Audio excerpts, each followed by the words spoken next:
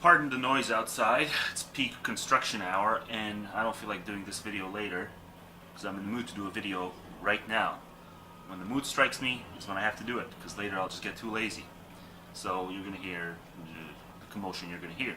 And there's nothing I can do about that. Until I move, which is hopefully sooner than later.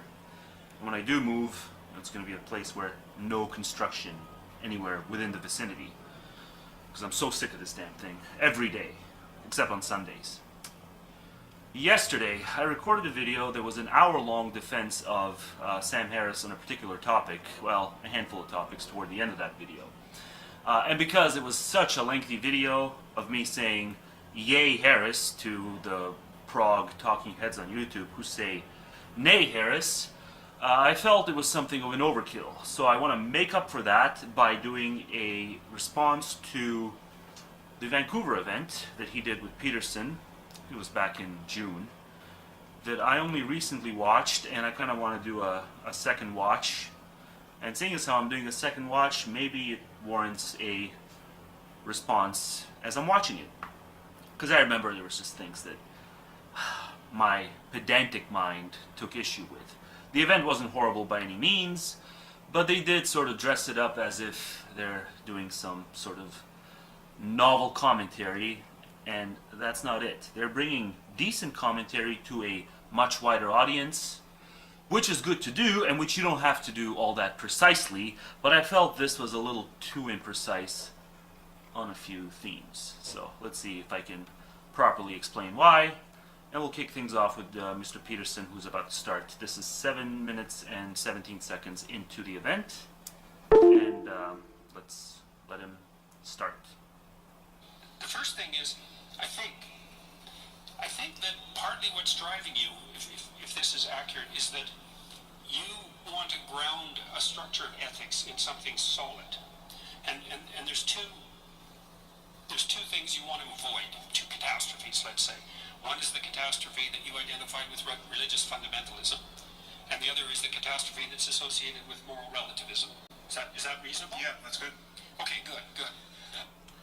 Well, let the record show that I only believe that moral relativism is catastrophic, or at least let me start that again. Harris's formulation of the good cannot treat relativism as intrinsically bad, aka catastrophic. I think if we're going to call something catastrophic, it has to be intrinsically bad. It can be. It can only be extrinsically bad. And again, this is my pedantic self-talking, but I think a lot of the viewers watching this video will be able to realize why. You got the terminal good and the instrumental good. And likewise, you've got the terminal bad and the instrumental bad. If you call something catastrophic, you can't merely posit it as an instrumental bad. The problem with relativism is that a lot of people believe things that don't align with what Harris believes is intrinsically good and bad. And that is whatever converges on positive mental states for the intrinsic good and negative mental states in the way of the intrinsic bad. But I get the sense from this that what they seem to be agreeing is catastrophic about relativism is its falsity. And that can only ever, within at least Harris's formulation of the good, falsity cannot in and of itself be a bad. It can be a means toward any terminal bad, but in and of itself, it can't be. Well, no, okay, so I have no idea why they just clapped. personally, And unfortunately, I can't speed this up because I'm playing it on the phone, and I'm not playing it on the speakers, because when I play things on the speakers on the laptop, it's just too damn loud and it drowns me out when I start talking. crucially important that we get this right now. So, and that's something that I think we really agree on, because I've conceptualized that slightly different than you, and that might be relevant, but I think of that as a pathology of order and a pathology of chaos. So the terminology is slightly different, but I think we're working on the same axis. So that's the first thing. And then, in order to do that, it seems to me, that's your first priority. And then maybe your second priority is something like, you see undue suffering in the world, plenty of it, and you would think that things would be better if that wasn't the case, and that this morality, whatever it's going to be, is at least going to ground itself in part on the presupposition that the less undue suffering in the world, the better. Is that also reasonable? Yeah, I would just add to that the positive side of the continuum as well. So, as you know, the phrase I use, or the word I use for this is well-being. Yep. And I know from having, I don't think we... Well, this gets interesting when he is pressed on trade-offs between the suffering, ill-being, and the flourishing, well-being, end of the spectrum. Doubly interesting if we do cross-generational analysis of these sort of trade-offs.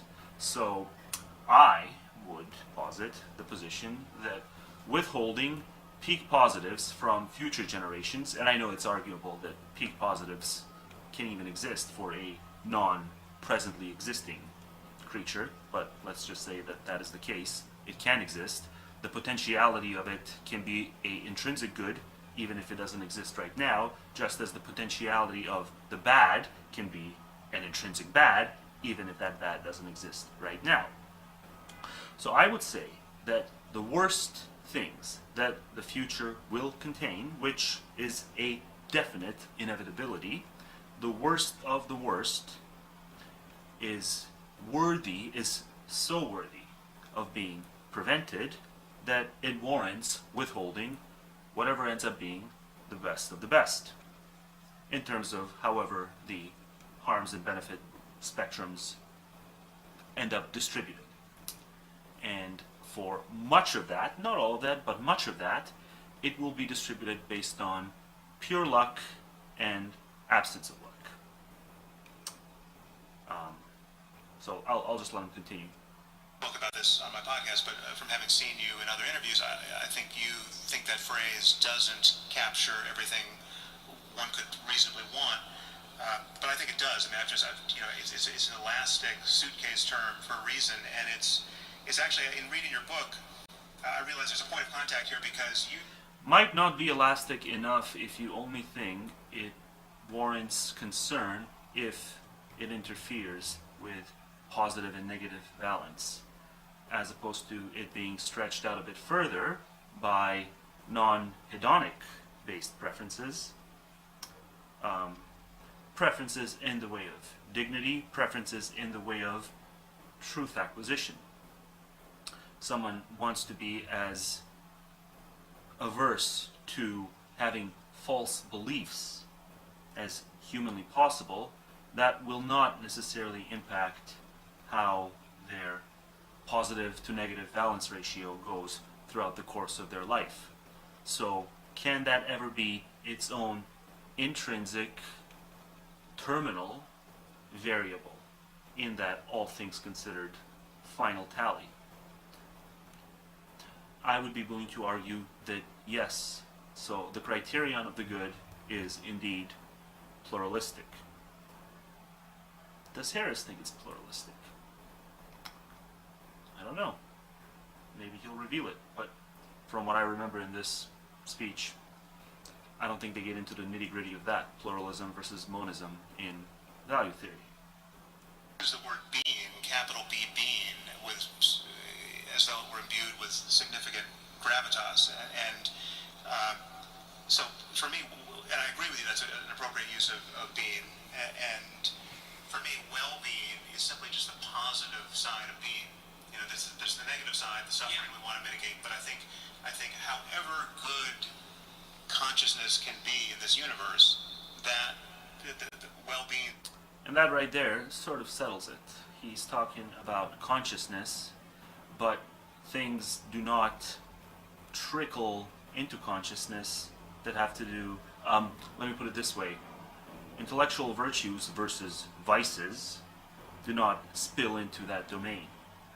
And all this concern they pay to metaethics. They want to justify, both of them, want to justify a form of metaethical realism.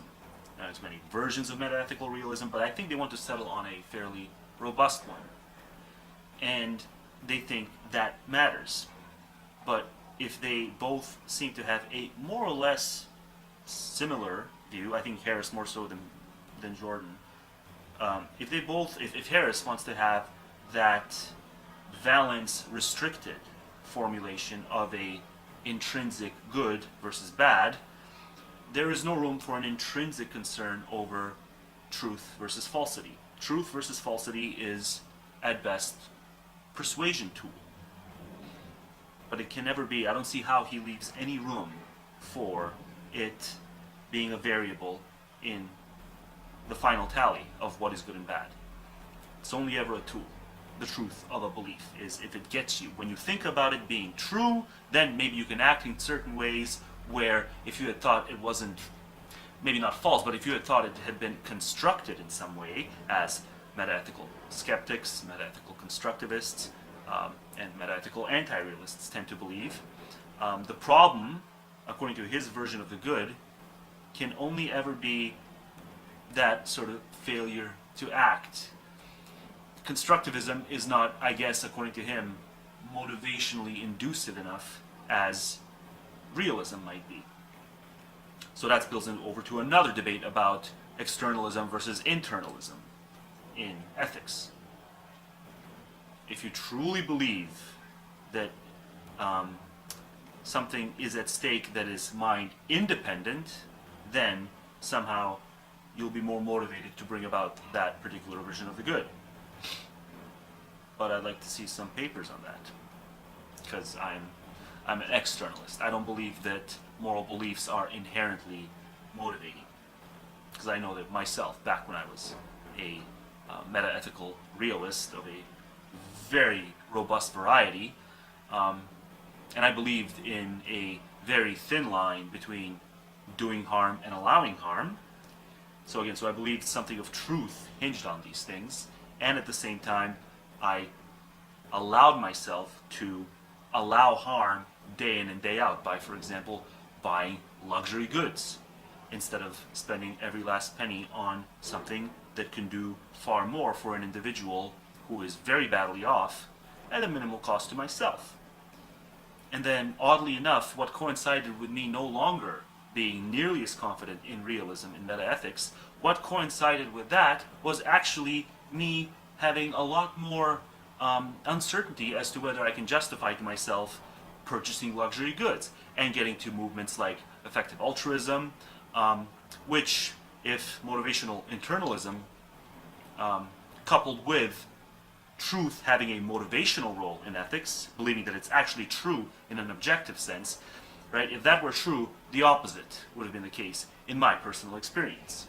Back when I was far more eager to justify my belief in realism, when I thought it was actually valid in an objective sense, it wasn't all that motivating. My purchasing of all sorts of items that I didn't need, I merely wanted, didn't induce anything in the way of guilt. It was cognitive dissonance. And yet, when I leaned closer to a form of skepticism in metaethics, the object level views, the day-to-day things I did, mattered more. And the fact that I wasn't really being in line with my beliefs on the doing harm versus allowing harm, merely being a thin line as opposed to a thick line. So, this may, again, seem very pedantic, but I think it's crucial if we want to get at the bottom of why he and Peterson, why they think it matters in some final sense, whether we can justify a realist moral philosophy, and if it comes in the form of an anti-realist underpinning, something truly matters. He subsumes all of those possibilities. Okay. Well, so I focused on the suffering element, I think, as I've done in my own work, because I actually think it's easier to zero in on in some sense. Like, I think it's easier for people, and I think you lay out the argument in the moral landscape kind of like this. I think it's easier, perhaps, to gain initial agreement between people on what might constitute a generalized ethic, to concentrate on what we don't want. Yeah. I'm not saying that what we do want is unimportant, but it seems to me to be harder to get a grip on. We don't want Auschwitz. We don't want the Gulag Archipelago. So, and there are... And I would add to just... Yeah, I'm just so sick of these 20th century framings. They're just so stuck in that You don't swim too far into the deep end era, and if you do, this will be an inevitability. So stay in the shallow end of the pool. And of course, the philosophies that rationalized things like the Gulag and the gas chamber, they can actually blend among themselves. See, we typically think of centrism as a blending of moderate liberalism, moderate conservatism. But there's another view in political theory called syncretism, and it doesn't merely borrow from the moderate ends of the spectrum.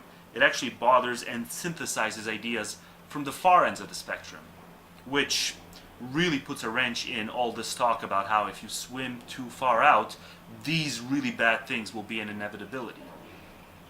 Not if you combine things from opposite ends of the spectrum, as syncretists have been known to do in the past.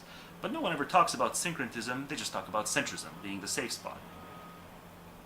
Or they talk about stupid things like the horseshoe theory of politics. But that's all an aside. In the door to moral relativism here, those who do want Auschwitz are wrong to want Auschwitz. Obviously, Auschwitz only happened because some people did want Auschwitz, but not on the grounds of missing out some moral facts. Because moral facts, when you dig deep enough, you'll see that every last one of them, the purported moral fact, collapses into a psychological fact. Facts about us. The victim side, but the perpetrator side. And so, crucially for me is the claim that I'm a realist, I'm a moral realist, and what realism means is that there are right and wrong answers to questions of this kind, and you cannot know what you're missing. In fact, we almost certainly don't know what we're missing on questions of human value, and our job is to discover just how good life can be and just what variables are making it needlessly horrible, and to mitigate all of that and live in a better and better world.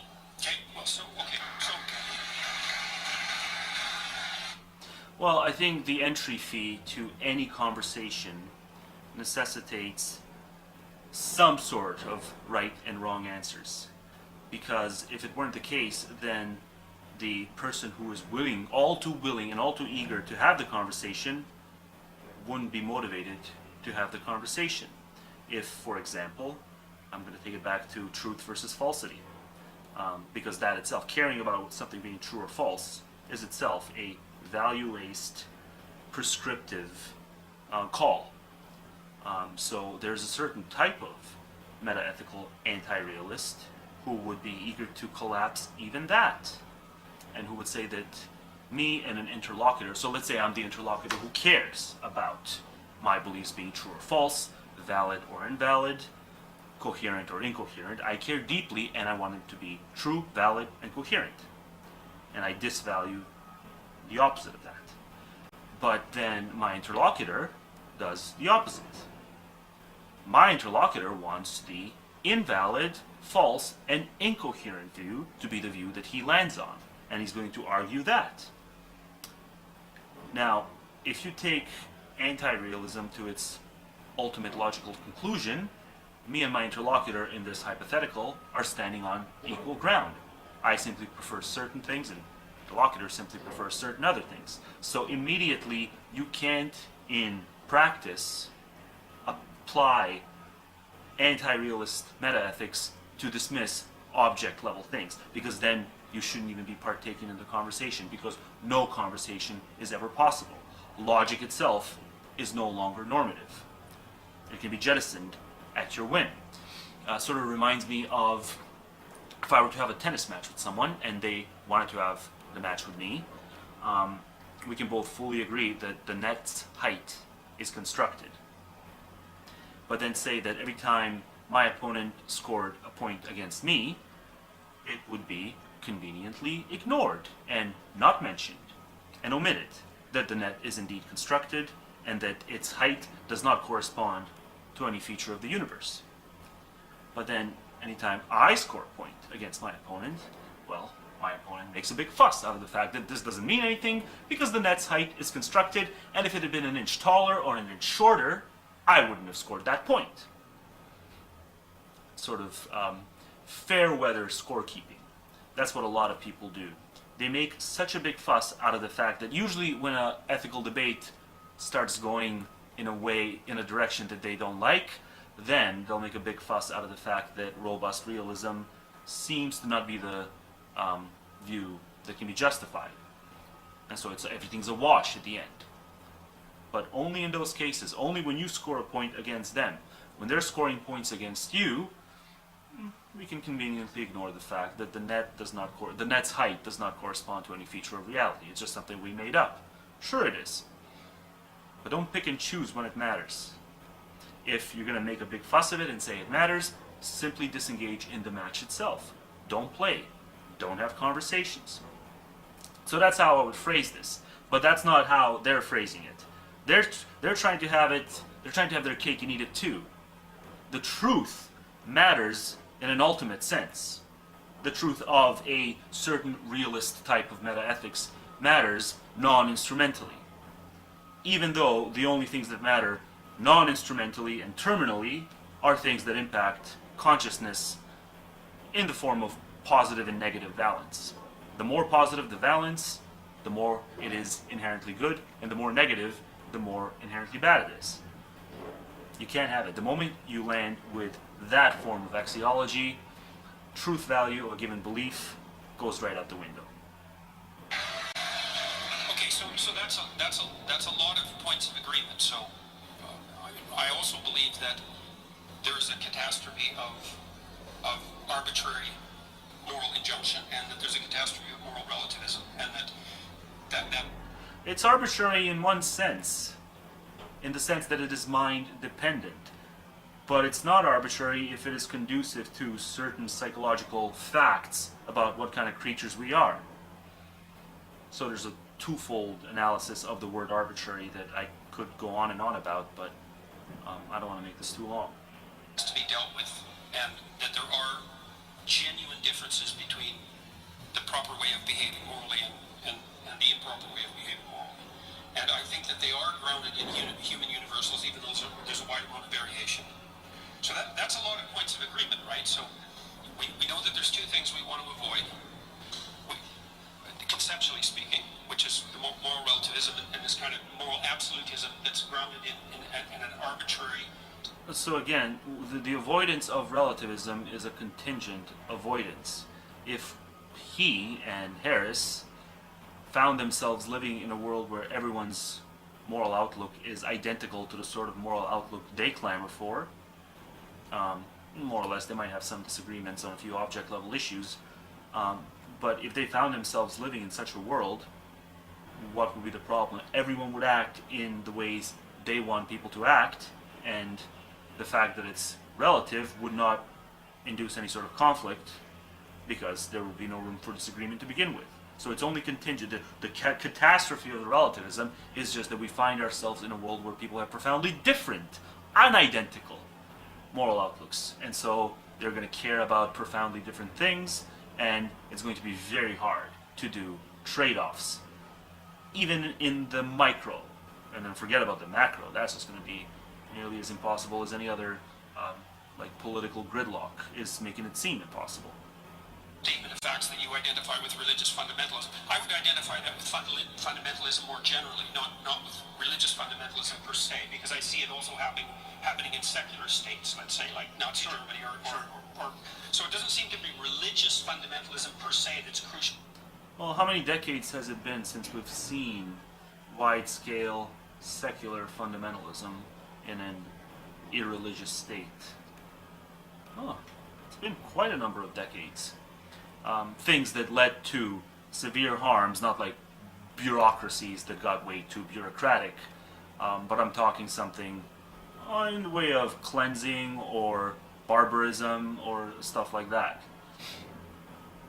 A number of decades, 5 decades, 6 decades. So you have to stretch pretty far back to make the case that secularism breeds that as a sort of norm. That sort of dogmatic, incorrigible view on ethics where the proponents of it just simply cannot, are just not receptive to sensible counter-arguments. Yeah, decades upon decades. Unless you're going to want to count bureaucracies as some sort of severe harms. They're just nuisances. To your argument. No, it's not. So that just to close the loop on that, the only reason why I would focus on religion in particular there is that religion is the only language game wherein fundamentalism and dogmatism, where dogmatism is not a pejorative concept. Dogma is a good word, specifically within Catholicism, and the notion that you must believe things on faith, that is in the absence of compelling evidence that would otherwise cause a rational person to believe it, that in a religious context is considered a feature, not a bug. Elsewhere we recognize it to be a bug, and that's why the unique focus on religion. All right. So is it reasonable to assume that the associate we've already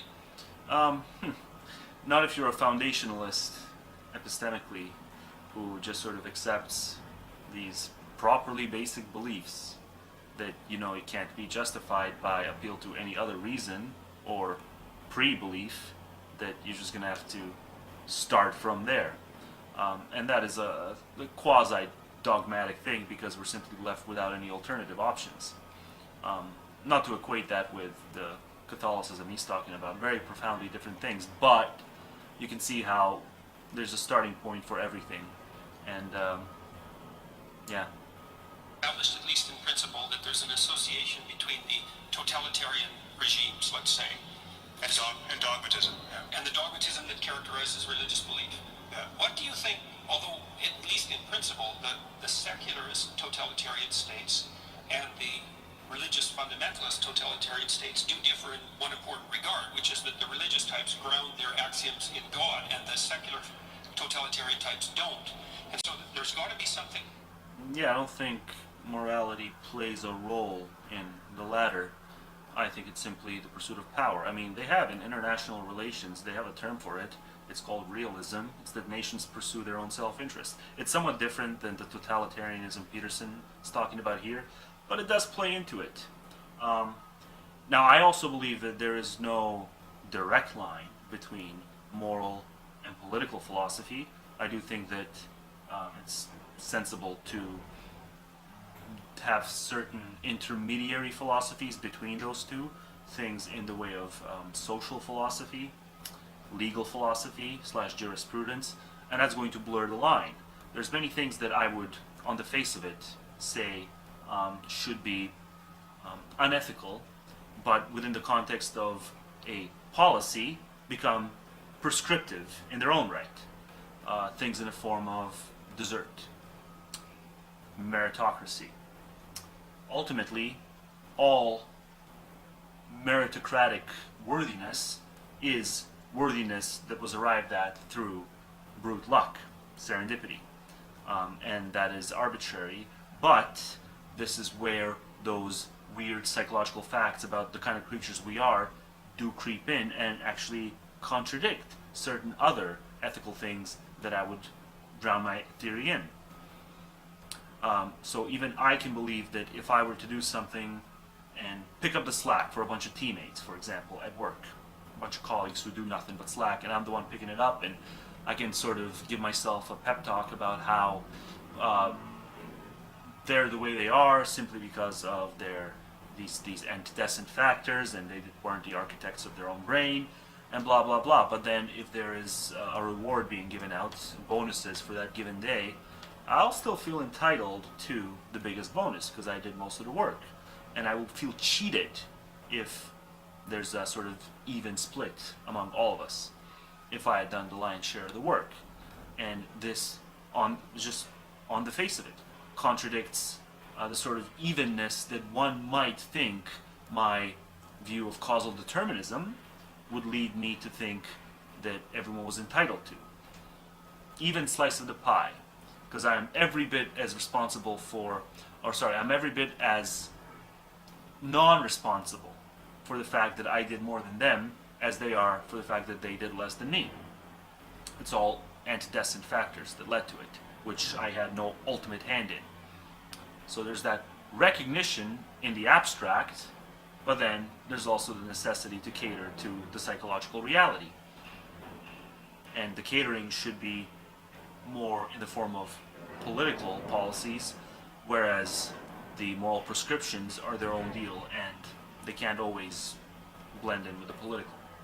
Well, totalitarianism per se, that's independent of, that's associated with religious belief in the manner that you just described, but that's not particularly associated with the belief in God. There's something that makes them, that's a commonality between them. And so, do you have any sense of what that might be? Well, I think one has to acknowledge that there's something uniquely pernicious, at least potentially, about religious beliefs, because they have the otherworldly variable, the supernatural variable, the you're going to get everything you want after you die, so this life doesn't matter issue. That allows for a kind of misbehavior that is especially... Okay, so it seems that, so the claim would be that... Yeah, and to play devil's advocate, it can allow for a fear-based lifestyle where it ends up being a immensely risk-averse lifestyle. To the extent that the theist is devout, I see no way around that. The reason we see so many people not conforming to it is because they are far from devout. Because there's no way to actually believe that this is a eternal threat that's facing you in the hereafter, and to have confidence in that belief, and yet feel free to live, I guess, just the average modern life, which I think overwhelmingly theologians agree is a sinful life to some extent. Now there's the beg for forgiveness cop-out, but the certain denominations do not give that, do not make it clear that that is always a sure thing. So you always want to be as cautious as possible. And that sort of caution, I think, can in certain circumstances be beneficial to welfare estates. Indirectly, let's just say. So it's a mixed bag is what I'm trying to say. I grant his point, but someone can come along and play devil's advocate the way I just did, and then conclude that, well, therefore, it's a mixed bag, and not believing that there's anything in the way of a hall monitor, a celestial hall monitor, who will sentence you up or down following everything based on your deeds. I can certainly see a certain psychographic profile who would find the absence of that liberating, and if they're a sadist or some sort of sociopath or psychopath, they'll do what they're going to do. Whereas if they are a devout theist and they happen to be a sociopath or a psychopath, and again, I can't stress the word devout enough, and having high confidence in it, yeah, it can work as a leash. If you put forward axiomatically your claim that God exists, then you can use that claim to justify whatever arbitrary atrocities your system might throw off. Yeah, I guess the only point I was making there is that not all dogmas are created equal. Some dogmas are, on their face, more dangerous and more divisive. Right, but what I'm curious about specifically is, because it seems to me that the dogmas of the USSR and the dogmas of Nazi Germany were as pernicious as... Yeah, I'm just so sick of people still, after goddamn 70 years, drawing to these two examples, when the history of medieval Europe was people killing in the name of ideology. Take a look at, just take a quick glance at the wiki entry of romantic nationalism. Not a long read, I mean you can read about it at length. If you want, I'll recommend you the text. But if you don't have time, yeah, just take a quick browse through the wiki entry of romantic nationalism and see how much blood was spilled prior to the 20th century. And the only reason the 20th century contained more is because you had a higher population count and more sophisticated weaponry. So it's just bad to use these two examples. And just tiring as well, because god damn it, we gotta have different reference points. It's a new century. The century's damn near two decades old now. So enough with the last century frameworks. I'm so tired of them. Any religious dogmas, and they may also share important features with pernicious religious dogmas, but it isn't clear to me, from your perspective, what those commonalities would be. Well, so, I mean, in some ways you're recapitulating an argument I've made, and this is an argument that I would make against you were you to claim, as you have elsewhere, that atheism is responsible for the greatest atrocities of the 20th century. The idea that Stalinism and Nazism and fascism. So just a disclaimer, that mixed bag devil's advocate argument I engaged in a few minutes ago, nothing to do with this, because that particular charge is a charge that applies to non-sadists, non-sociopaths, non-psychopaths, ordinary individuals who simply don't believe in God. And somehow, if you have that absence of belief, it'll be and it's widespread and encouraged in society, it can lead to the sort of things Harris is saying Jordan said in the past. And he did, and I've got screenshots of those sorts of tweets and other comments he's left where he's just unambiguously saying this is a viable threat. So that's not a caricature. If you think it is, you haven't looked through Mr. Peterson's history enough. Because he definitely, maybe he doesn't believe it anymore, but he definitely did for a number of years. And that's not my mixed bag little detour that I went into. That's completely different. My detour had to do with specific, rare types of individuals. The sadists, the sociopaths, and the psychopaths. They can definitely, theism that's devout and genuine can definitely put a leash on them. But that's the exception, and that doesn't prove the rule, and Jordan's trying to make it into a rule when it comes to atheism. Or at least he tried a few years ago. I don't know if he still would. Expressions of atheism simply doesn't make any sense. I mean, in the case of fascism and Nazism, it doesn't make any sense because the fascists and the Nazis, by and large, were not even atheists. I mean, Hitler wasn't an atheist, and he was talking about executing a divine plan, and he got lots of support from the churches, and the Vatican did nothing to stop him, and fascism, as you know... Yeah, it was a combination of social Darwinism and vitalism. Deeply unscientific.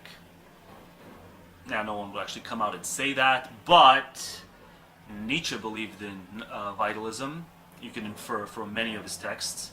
And this whole canard that it was actually Elizabeth that doctored will to power, and that's why Nazis drew support from it, and that if it had been left unaltered, I'll leave a full post that explains why that's just a cop-out, and the Nietzsche scholars just want to purify their the precious object of their study, but it's not the case. He laid the groundwork for vitalism, and the Nazis ran with it, and it's obfuscation to deny that connection. You might be able to deny it by saying that he didn't want a strong state, but you can't deny it by appealing to some sort of deep underpinnings of Nietzsche's philosophy. It wasn't the underpinnings to his philosophy, it was his view on political ideology and skepticism of all political ideologies. But he had an apolitical, a robustly apolitical, value-laced outlook. His reevaluation of all values didn't lead to a dead end. It led to certain conclusions. Coexisted quite happily with Catholicism in Croatia and Portugal. Right. If you deny that it had concrete conclusions, Nietzsche's reevaluation of all values, you pretty much have to deny that when he said things like, "Oh, that thing is bad because it's life-denying," which I've never heard anyone deny that is what he said, right? Something can be bad if that thing is life-denying. You're going to have to say that, well, actually, what he meant was something completely different, that it's not really bad, even though he clearly, like verbatim, just clear-cut, that which is life-denying is that which is prescriptively bad. Spain and Italy. So, but even in the case of Stalin, what was so wrong... Yeah, I didn't think I'd go into a Nietzsche detour. ...with that situation were all the ways in which it so resembled a religion. You had a personality cult, you had dogmatism that held... Okay, so I guess if you just sort of redefine all ideological fervor and ideological hypnosis into religion, sure, you can play that game.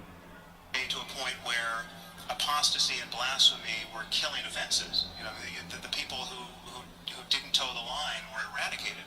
And, so to take a more modern example, North Korea is a religious cult. It just doesn't happen to be one that is focused on the next life or super. Well, it's a reverential cult. The dear leader must be revered. But not all reverence is religious reverence, as you sort of demonstrate with your, I would say, mostly awe-inspiring statements that you smuggle in every now and then. Awe-inspiring when it comes to things that you poke and prod at them, and you see how they actually just lay the groundwork for all sorts of unspeakable harms, because they can't be traded away, because you can't withhold the benefits of future generations. That will be the worst possible thing that could happen, even though those benefits are going to be doled out based on pure luck. And the flip side of that, the worst case scenarios are likewise going to be doled out based on misfortune. So it is in the name of reverence for the good that people will rationalize the worst of the worst in order to not withhold whatever they view to be worthy, so as to perpetuate life into endless generations in the future. Like, not just on planet Earth, but you look into panspermia, you look into terraforming, you look into space colonizationists. All these individuals, all these keyword searches actually have higher returns than anything in the way of philosophical pessimism. This is why I advocate for the yellow button, is because you have to think in terms of likelihoods. Right now, interventionism in the wild, likelihood of that gaining momentum and catching fire, like that sort of project going viral on the internet and people pulling resource into doing something big time, much smaller likelihood than in a few decades something like panspermia and colonizing space and implanting Darwinian life onto other planets. And that's why I'd say I'd press the yellow button right now.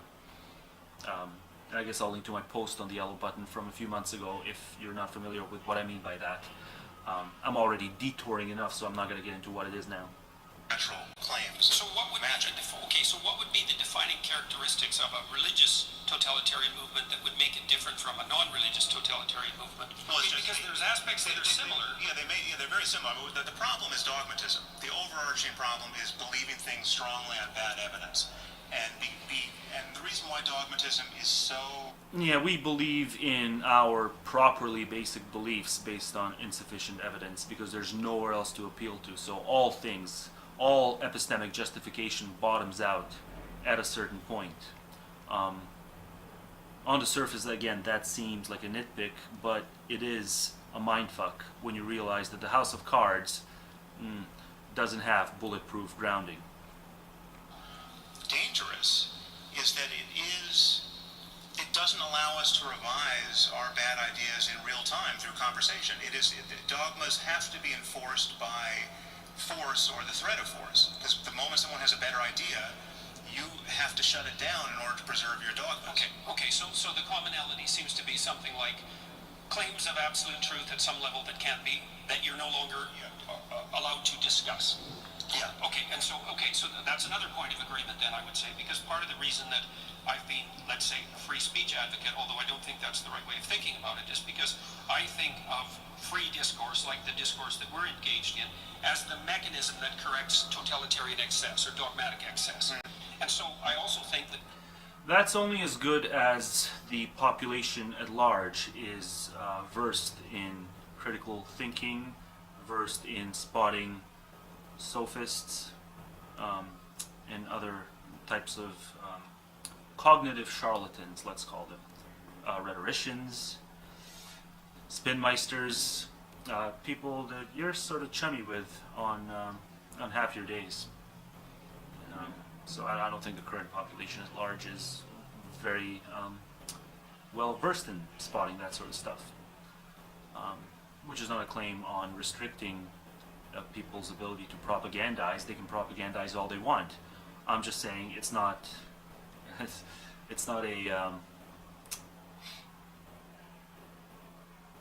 it's not a foregone conclusion, is what I meant to say, that it will lead to very bad things not happening. systems of governance that are laying themselves out properly have to elevate the process by which dogmatic errors are corrected over the dogmas themselves. which is why I think the Americans are right, say, with regard to the First Amendment, is the process of free speech, is the process by which dogmatic errors are rectified, and so it has to be put at the pinnacle of the hierarchy of values, something like that. I think you and I totally agree about the primacy of free speech. Okay, good. Okay, so that's another. Fine.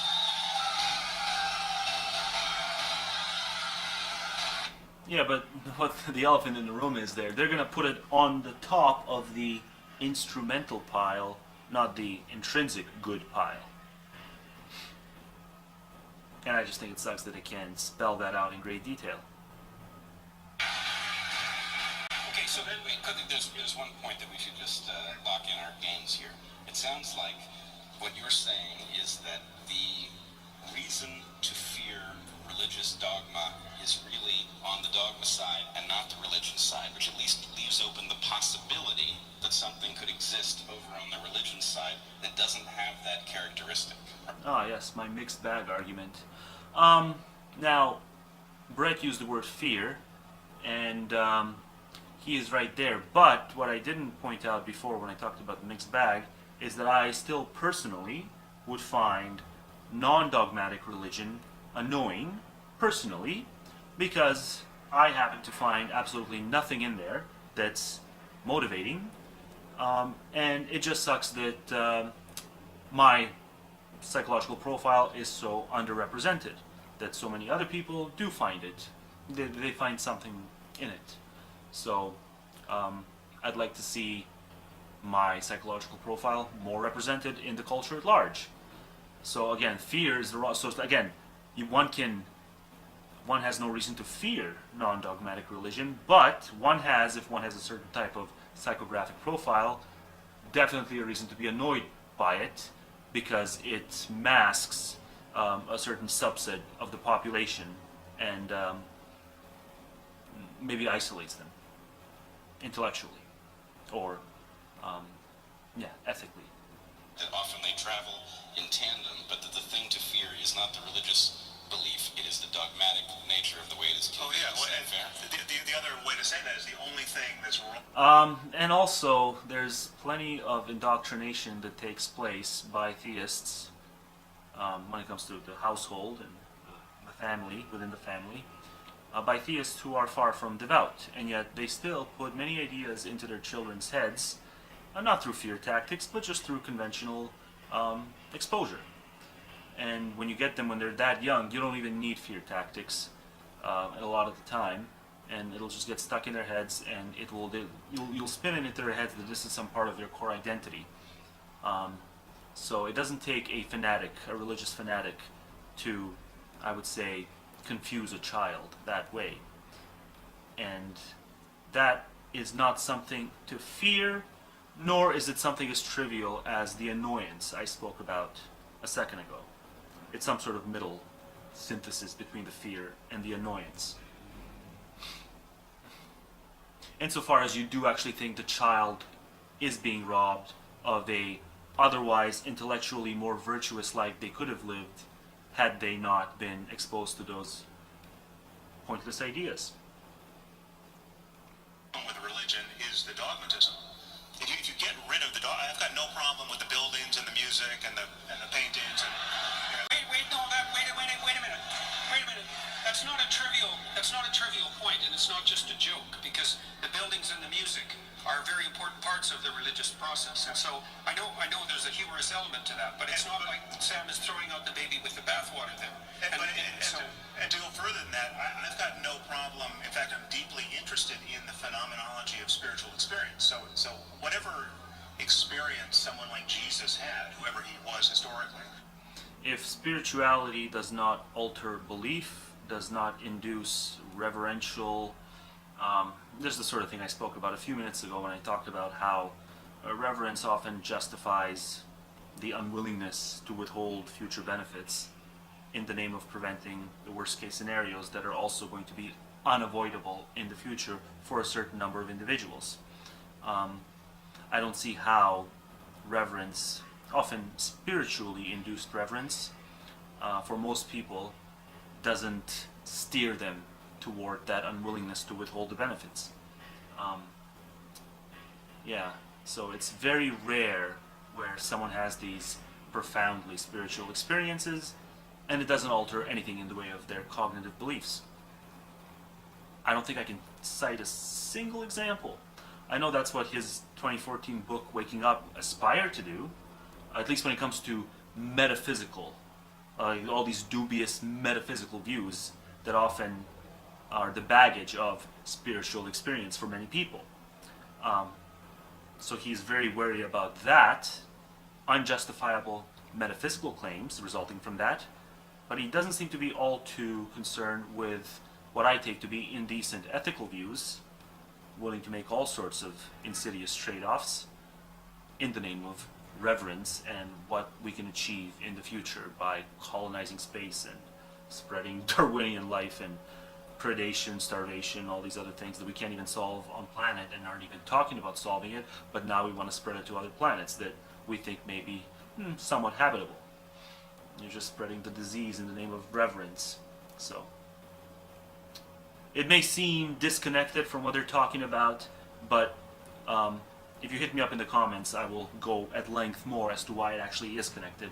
I mean, this damn thing's going to 51 minutes now, 52 minutes, so I don't want to make an hour plus video. 8 more minutes of this and then I'm done. Or any of the other matriarchs and patriarchs of the world's religions.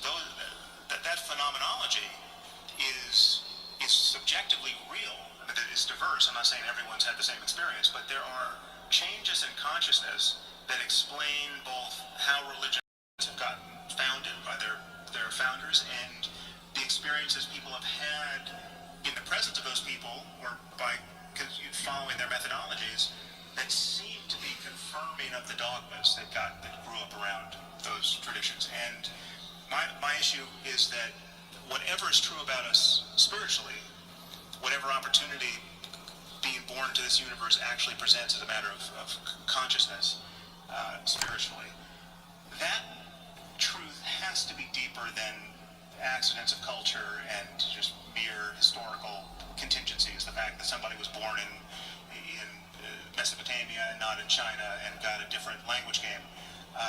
So whatever is true there has to be understood in universal terms about the nature of human psychology and the human mind.